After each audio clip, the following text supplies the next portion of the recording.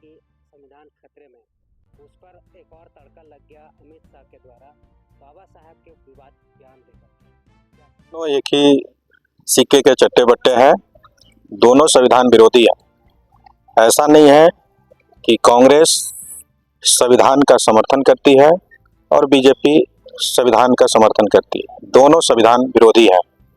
Congress party में भी संविधान का संशोधन हुआ है और बीजेपी तो बार बार खुलेआम संविधान का विरोध कर रही है। और कांग्रेस जो है संविधान की खतरे में बात को कहकर राजनीतिक जो फायदा है उन्होंने लिया है। संविधान ना कल खतरे में था ना आज खतरे में है। संविधान को बदलने के लिए उनको 1000 बार बदलना होगा। अपने आप जब तक वो व्यक्ति संविधान का अध्ययन नहीं करेंगे तब तक वो संविधान को नहीं बदल सकते हैं। संविधान को बदलने के लिए उनको संविधान को पढ़ना होगा, वो संविधान को पढ़ते ही नहीं है। संविधान में एक ऐसा आर्टिकल लिखा हुआ है कि किसी भी हाल में उस संविधान को, यहाँ के हक अधिकार को बदला नहीं जा सकता है। उसके बावजूद भी एक संविधान बदलने की बात कहता है और एक कहता है कि हम संविधान खतरे में है। तो इससे दोनों को फायदा है, क्योंकि संविधान विरोधी है वो लोग एक मत हो जाते हैं और जो संविधान को मानने वाले लोग हैं वो लोग भी संविधान बदल जाएगा खतरे में है, इसको लेकर एकजुट हो जाते हैं। तो दोनों को राजनीतिक फायदा मिल जाता है। लेकिन देखा जाए तो ये लोग दोनों बाबा साहब का विरोधी रहे।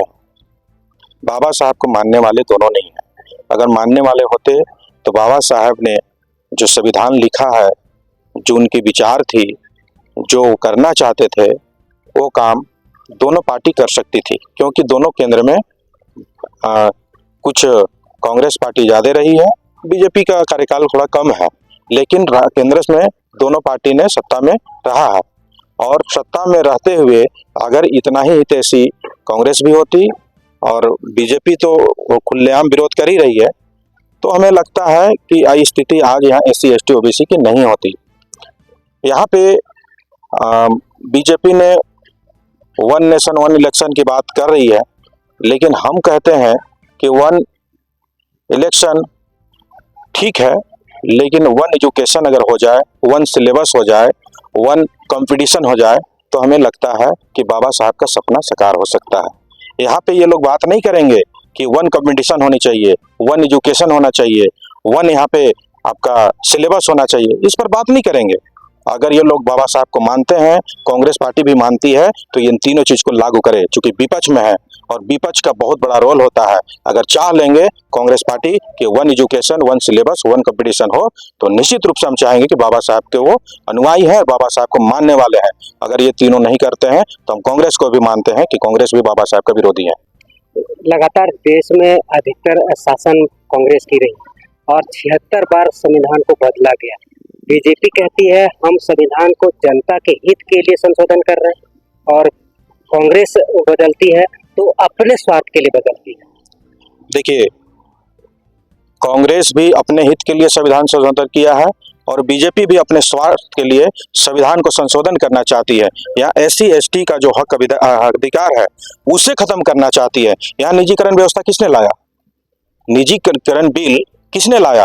निजीकरण बिल लाने से यहाँ पे जो SC ST को नौकरी मिलती थी, आरक्षण मिलती थी, वो खत्म हो चुका है प्राइवेटाइजेशन क्रम में। तो प्राइवेटाइजेशन क्रम कौन लाया? किस सरकार ने लाया? तो दोनों अपने स्वार्थ के लिए काम कर रहे हैं। यहाँ कोई भी SC ST OBC के लिए काम नहीं कर रहा है। नहीं तो ऐसे भी तो ST SC OBC अधिकतर जॉब से पीछे रह जाते हैं, क्योंकि वो पढ़ाई नहीं करते, शिक्षा पर उनको ध्यान ही नहीं, ऐसा नहीं है।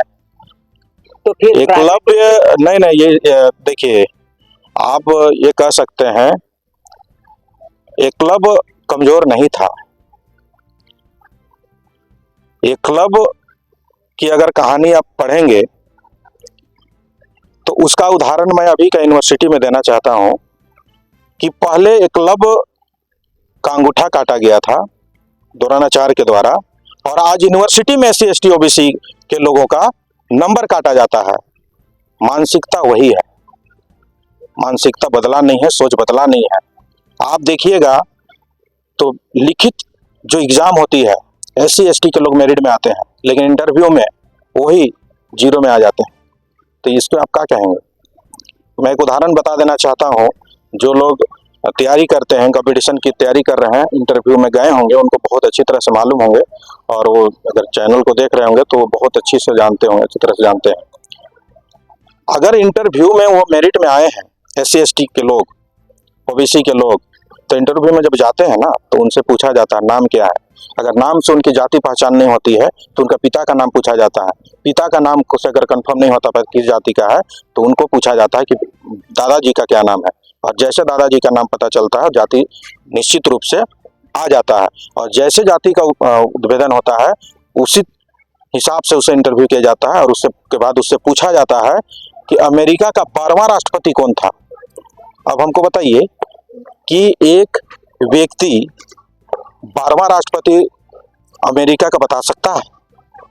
क्या नहीं, कोई पढ़ेगा क्या नहीं बताएगा। नहीं, ठीक है, इतिहास याद रखते हैं, ठीक है, बिल्कुल बिल्कुल आपकी बात मानते हैं, लेकिन वही जब जनरल क्लास के लोग इंटरव्यू में जाते हैं तो उससे पूछा जाता है कि भारत का पहला प्रधानमंत्री कौन था। उससे सवाल क्यों फिर चेंज किया जाता है? 70-80 साल का पुराना रिकॉर्ड है। नहीं, आप भारत का किसी भी SC ST को पूछ लीजिएगा कि भारत का प्रथम प्रधानमंत्री कौन है, तो बता देगा। लेकिन SC ST के लोगों को पूछा जाएगा कि अमेरिका का भारत का 12वां प्रधानमंत्री कौन है, तो SC ST के साथ सवाल कुछ और किया जाता है और जनरल के साथ सवाल कुछ किया जाता है। इसका मतलब मानसिकता उसकी कुछ और है।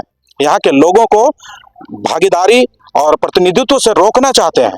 नहीं, ऐसा नहीं है कि आपको लगता है कि आपकी मानसिकता संकुचित है और ऐसा संकोच करते हैं कि लोग इस तरह का ST SC लोगों के साथ ऐसा व्यवहार करते हैं? नहीं, मन में आपको नहीं नहीं नहीं नहीं, जो इंटरव्यू गए हैं उन लोग से जब पूछिएगा तब पता चलता है। हम लोग सोशल वर्क करते हैं, जो इंटरव्यू में मेरिट में आते हैं लिखित एग्जाम में और इंटरव्यू में फेल होके आते हैं, तब उनसे पूछते हैं।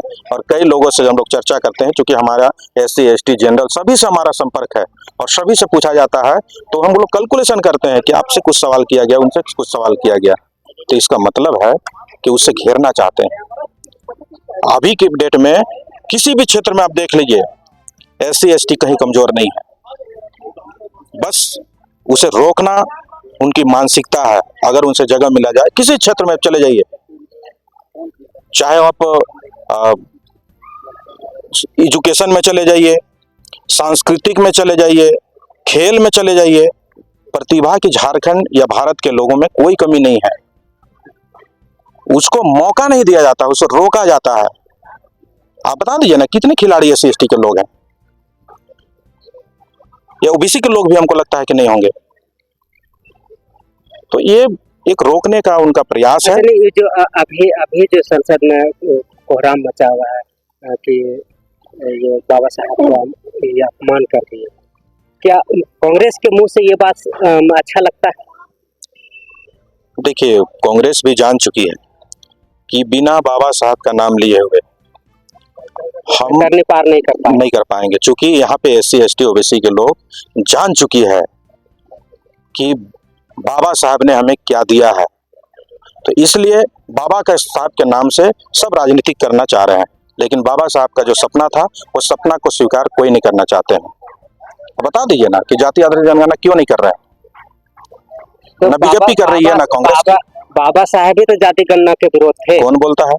बाबा साहब कभी जाति आधारित जनगणना के विरोधी नहीं थे, नहीं थे। कहाँ पर आप पढ़े?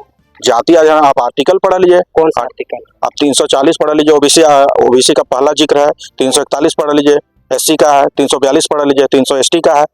जाति आधारित जनगणना जब तक नहीं होगा, 341 और 42। अब हम आपको बताते हैं कि बाबा साहब, आप जो बोल रहे हैं कि बाबा साहब जाति आधारित जनगणना में थे, 1928 के गोलमेज की आप पढ़ लीजिएगा। गोलमेज जो लंदन में हुआ था, बाबा साहब ने किस बात को वहां रखे थे, और जो जाति आधारित जनगणना हुआ 1931 में, किनके बदौलत हुआ? बाबा साहेब ने ही वहां पे जाके अपनी बात को रखे और साइमन कमीशन यहाँ आके जाति आधारित जनगणना किया, और उसमें सूची बनी जो अनुसूचित जाति है और अनुसूचित जनजाति, दोनों की सूचियां बनी। तो वो अछूत है, हमारे हिंदू धर्म के अंतर्गत वो आते हैं। वर्ण के आधार पर उनको दिया गया था आरक्षण, और वो जाति दिया गया था। वो बाबा साहब कांग्रेस में थे, जाति गणना काहे नहीं करवा पाए उतना दिन से? बाबा साहब कब सत्ता में थे? सत्ता में नहीं थे, लेकिन कांग्रेस के थे ना, कांग्रेस के कानून मंत्री इस्तीफा क्यों दिए? तो कांग्रेस के चलते दिए, कांग्रेस जबरदस्ती। नहीं, अब हम आपको बताते हैं इस्तीफा बाबा साहब ने क्यों दिया था। बाबा साहब ने इस्तीफा दिया था क्योंकि SC/ST को आरक्षण तो 1931 में ही दिला दिए बाबा साहब। अब आजादी की बात छोड़ दीजिए, SC/ST को आरक्षण बाबा साहब ने 1931 में दिलाए।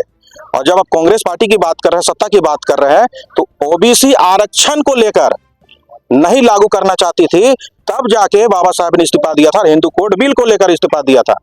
बाबा साहब ने सभी को समान अधिकार देना चाहते थे, महिलाओं को भी, इसलिए इस्तीफा। दो कारण था, हिंदू कोड बिल और OBC का आरक्षण लागू करना चाहते थे।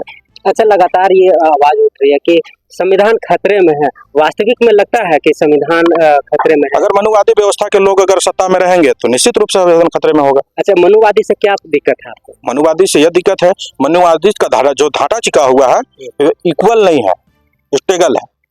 अगर इक्वल होता तो हमें कोई दिक्कत नहीं है। ऊंच नीच है उसमें, वन व्यवस्था पे आधारित है मनुवादी व्यवस्था। अगर आप चाहते हैं कि वन व्यवस्था, अगर जिनको लगता है कि वो हमको नहीं वन व्यवस्था सही है तो उनके लिए सही है, हमारे लिए सही नहीं है। हमारे लिए आप भी एक हैं, हम भी एक हैं। यहाँ पे जितने भी मानव समाज के लोग हैं सभी एक समान हैं। तो जब सब एक समान बोलते हैं तो फिर जातीय जनगणना क्यों कराना चाहते हैं? जब तक जाति आधारित मानसिकता के लोग रहेंगे, ST/SC अगर रहेगा, आप जाति खत्म कर दीजिए। हम तो जाति का विरोध करते हैं, जाति खत्म कीजिए। हम जाति जनगणना की मांग नहीं करते हैं। जब तक जाति रहेगी तब तक तो हमको अधिकार मिलना चाहिए ना। जितना हमको संख्या में आप जाति बना के रखोगे, आप जाति खत्म कर दीजिए, मामला ही खत्म हो जाएगा, कोई जाति नहीं रहेगी।